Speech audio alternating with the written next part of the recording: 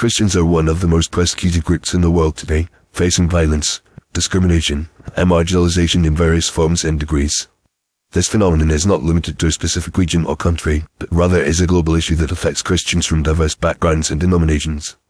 The reasons behind this persecution are complex and multifaceted, involving a combination of historical, cultural, social, and economic factors. One of the primary reasons for Christian persecution is the increasing secularization and pluralism of modern societies.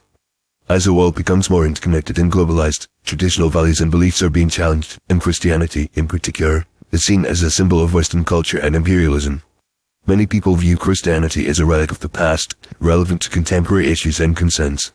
This perception has led to a growing intolerance towards Christians and their beliefs, with some individuals and groups seeking to suppress or eliminate Christian practices and expressions. Another factor contributing to Christian persecution is the rise of extremist ideologies such as Islamism and communism. These ideologies often promote a radical and intolerant worldview that rejects Christianity and other religions, fearing them as a threat to their dominance. In countries like North Korea, China, and Iran, Christians are subjected to severe persecution, including imprisonment, torture, and execution, simply for practicing their faith. Similarly, in some Islamic states, Christians are forced to convert, pay tribute, or face death, under the guise of Sharia law. Societal and cultural pressures also play a significant role in Christian persecution. In many parts of the world, Christians are minority groups, often marginalized and excluded from mainstream society. They may face discrimination in education, employment, and healthcare, and are frequently denied basic rights and freedoms. For instance, in some African countries, Christians are targeted by militant groups, such as Boko Haram, which seek to impose their radical ideology on the population. In India, Christians are attacked and harassed by Hindu nationalist groups, which view Christianity as a foreign influence that threatens traditional Indian culture.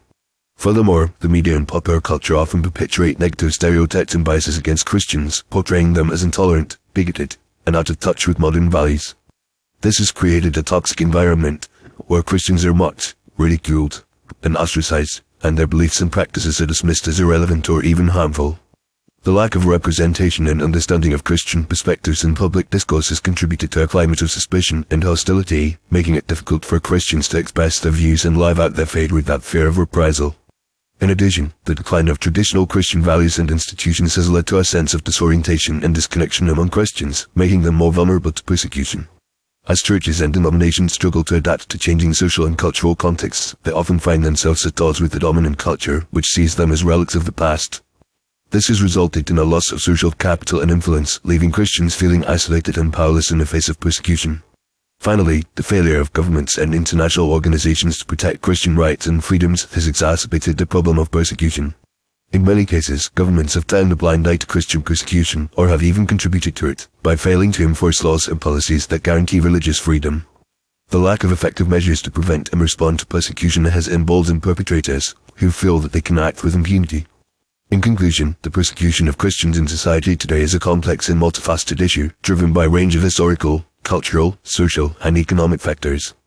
It is essential to recognize the diversity of Christian experiences and perspectives, and to address the root causes of persecution, including secularization, extremism, societal pressures, media bias, and governmental failures.